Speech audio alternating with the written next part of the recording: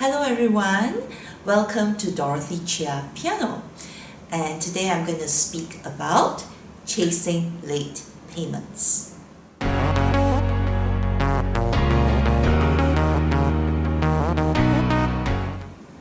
Dorothy Chia Piano talks about all things related to piano teaching and piano learning. So if you want to get the latest information, I produce videos every Friday, and do click on the subscription button and hit the notification bell. Right, I hear about piano teachers having to chase late payments and they feel frustrated. Why don't parents pay on time? Is it so difficult? Well, here is my take on this topic, and I'd like to offer 3 pieces of advice. Advice number 1, how do you structure your fee payment? And that's very important. Do you collect your fees per semester? Some teachers collect 10 lessons at one go, and doing so means that the parents and the students are committed to coming to your studio for lesson for at least the next 10 lessons.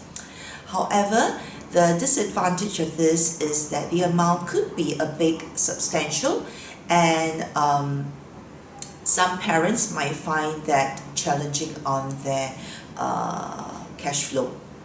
Alright, so the middle road could be charging every 4 lessons. So if you charge every 4 lessons, it is like collecting a monthly payment, and the students are committed to you for 4 lessons.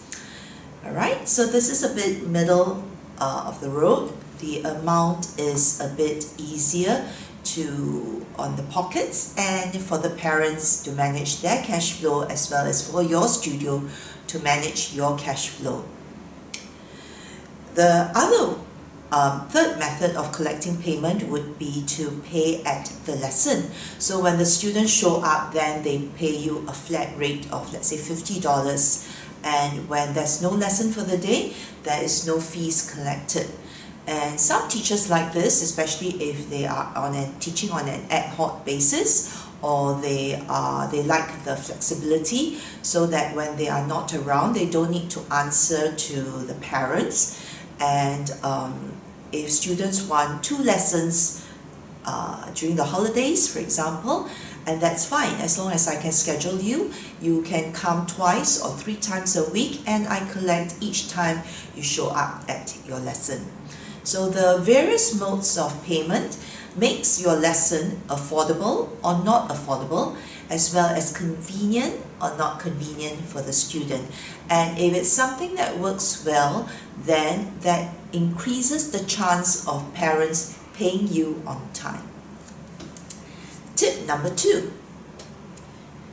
make the payment easy. Nowadays we have electronic transfer. Alright, and it's very easy to set up your bank to collect e-payments. So when it is done electronically, you are not at the mercy of the kid having to carry cash with them, or of the parent to write a check in advance so that for you to drop off the check and to make sure the check don't bounce. So you bypass all these inconveniences, and all you need to do is even if the students show up right at your doorstep, you can still collect payment that day on the day itself. And you just suggest that the parent make the transfer to you, and once the transfer is made, you will receive an SMS, and the payment directly goes into your bank, and there's no monetary transaction, but it is very immediate. So the parents can do it very conveniently on the handphone, and you can conveniently check on your handphone.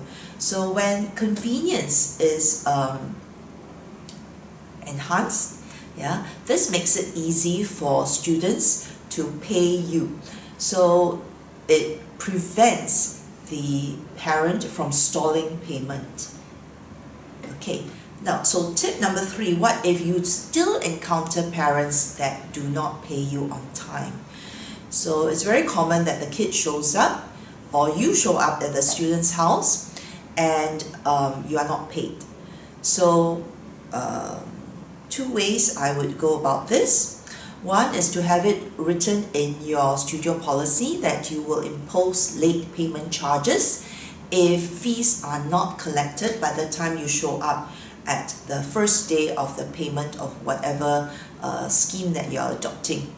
Okay, so the late payment charge could be a 20% of the fee amount, and you just exercise that. Alright. Another thing would be simply don't teach. Do not teach if you are not paid. So if you've already showed up or the student shows up at your studio but no fees has been collected yet, then do not teach. Yeah, just wait for the parent to come and collect the kid or send an SMS. So that prevents you from teaching a lesson and having the parent owe you money for that lesson that has already been taught. Sometimes we go on a trust basis that if we let go a little bit, then perhaps 1 or 2 lesson late payment is okay. But this sets the tone that it is okay for future late payments, which is something that teachers do not want. So I think one way to go about it is to make your payment easy, to make it convenient for the parents, and to make it affordable for easy cash flow maintenance. And that's it for today. So till the next time, bye bye.